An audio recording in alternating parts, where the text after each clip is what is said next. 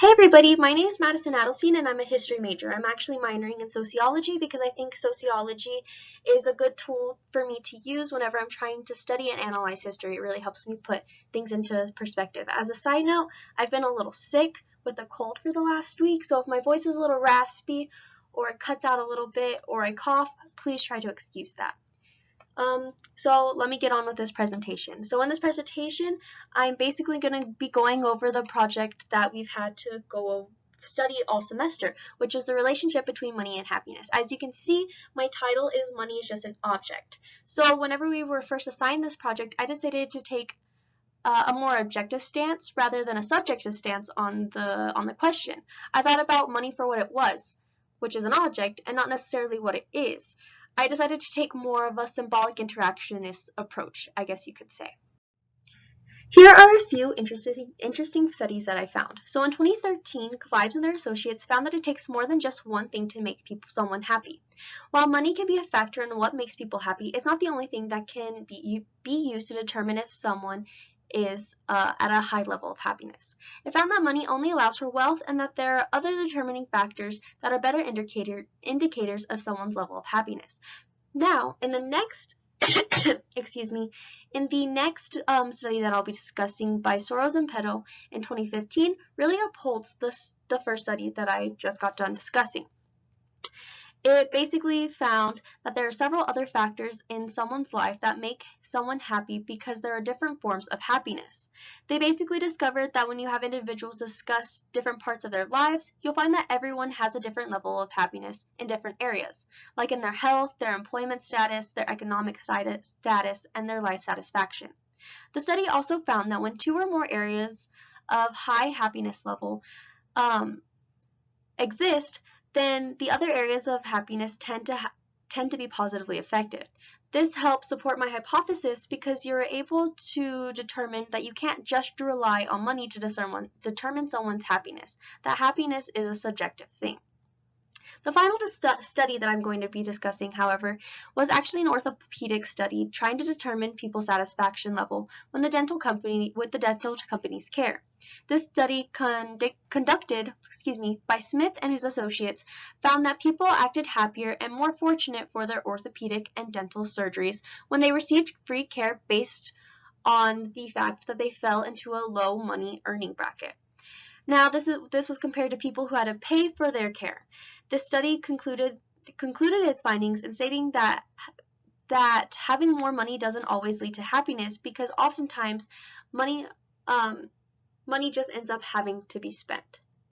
I decided on this hypothesis. There is no relationship between money and happiness on the basis that money is just an object. We as individuals just allow ourselves all to perceive money differently, and the way I see it is, if we're all able to perceive money in a different light, then wouldn't this just go on to show that there can't really be a stern relationship between money and happiness? Moving on, I will be discussing some interesting findings that I discovered while reviewing my survey responses as well as the interview that I had with one of my peers. So, discussing the survey. My peers who were employed tended to have a more positive relationship with money than my unemployed peers. This upholds my hypothesis because it shows that the relationship between money and happiness is more subjective. The free response questions in my survey helped me determine that each individual believed that their socioeconomic background played a huge role in determining the relationship that they have with money again. This again upholds my hypothesis because it shows that the relationship between money and happiness is more subjective. Now, whenever I interviewed one of my male peers, my hypothesis was kind of denied. My peer really believed that happiness cannot come from money, so money does not equal happiness. He believed that money can buy comfortability, but it cannot necessarily buy happiness. Comfortability can sometimes bring somebody more happiness easier, but it's not the key to happiness in and of itself. I think that the biggest limitation that I came upon during this entire project was that I didn't have enough time. Firstly, I didn't have enough time to get IRB approval, meaning that I was only able to conduct my survey as well as interview somebody from my class. This provided me with a very small sample size of 7 people who completed my survey and only interviewing one person, which doesn't really provide me with enough people or enough input to determine whether or not my hypothesis was accurately or inaccurately supported. Not having enough time also meant that I wasn't able to conduct an experiment. I would have really liked to be able to conduct an experiment to test my hypothesis because I would have really just enjoyed seeing the type of results that this would have given. I was thinking an experiment where I would have a control group and experimental group both volunteer at the same place, maybe a Red Cross or something, and have their happiness levels tracked the entire time that they volunteered at this place.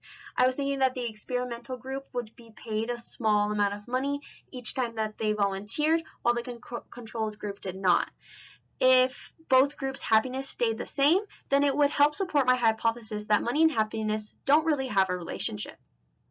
I would suggest for future researchers to take an objective approach on finding out how subjective the relationship between money and happiness is.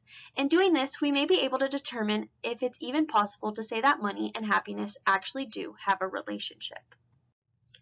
Today, I have talked about my hypothesis, the reasoning behind it, and some of my findings. I hope that you all have a great rest of your semester. Thank you so much for sitting through this presentation.